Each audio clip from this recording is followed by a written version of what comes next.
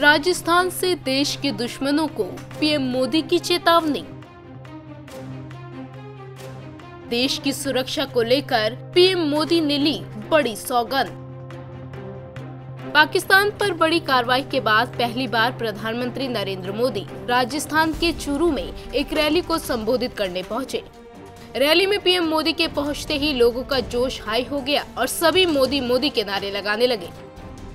PM Modi ने एक बार फिर से यहां साफ कर दिया कि वो किसी कीमत पर देश की आन बान और शान को झुकने नहीं देंगे।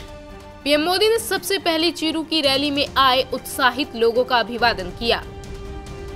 मोदी ने लोगों से पूछा कि आज आपका मिजाज कुछ अलग लग रहा है।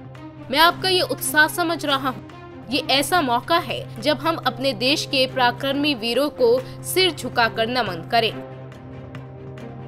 उन्होंने कहा कि मैं देश को विश्वास दिलाता हूं कि देश सुरक्षित हाथों में है। इस दौरान पीएम मोदी ने पूर्व प्रधानमंत्री अटल बिहारी वाजपेयी की एक कविता भी पढ़ी। मोदी ने कहा, सौगंध मुझे इस मिट्टी की, मैं देश नहीं मिटने दूंगा, मैं देश नहीं रुकने दूंगा, मैं देश नहीं झुकने दूंगा। मेरा वचन है भारत माँ को, तेरा शीश नहीं झुकने दूंगा। सौगंध मुझे इस मिट्टी की, मैं देश नहीं मिटने दूंगा। सौगंध मुझे इस मिट्टी की,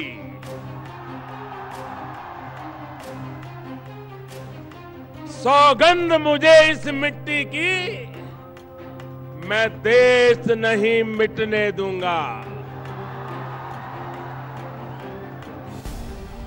मैं देश नहीं रुकने दूंगा। मैं देश नहीं झुकने दूंगा।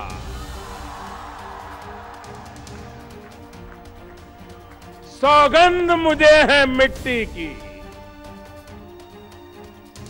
मैं देश नहीं मिटने दूंगा।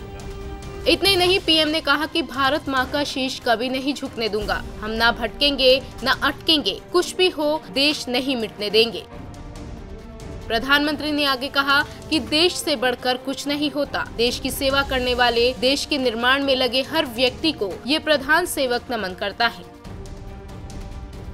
चूरू सीकर के हजारों नौजवान राष्ट्र रक्षा में डटे हुए हैं, इसलिए आपकी सेवा मेरे लिए बहुत अहम है। पीएम मोदी ने कहा कि हमारे लिए खुद से बड़ा दल है और दल से बड़ा देश है, और इसी भावना के साथ हम निरंतर देश के प्रत्येक जन की सेवा में लगे हुए हैं। मोदी ने कहा कि देश से बढ़कर हमारे लिए कुछ नहीं। देश की सेवा करने वालों को, देश के निर्माण में लगे हर व्यक्ति को आपका ये प्रधान सेवक नमन करता है। आपको बता दें कि प्रधानमंत्री नरेंद्र मोदी की ये हुंकार देश के दुश्मनों के लिए एक कड़ा और बड़ा संदेश है। एक बार फिर से पीएम ने देश के दुश्मनों को चेतावनी दे दी है कि अगर किसी ने भारत की तरफ आंख उठाकर देखी तो उसका यही हश्र होगा, जैसा पाकिस्तान में पलने वाले आतंकियों का हुआ। इंडिया न्यूज़ वायरल की रिपोर्ट।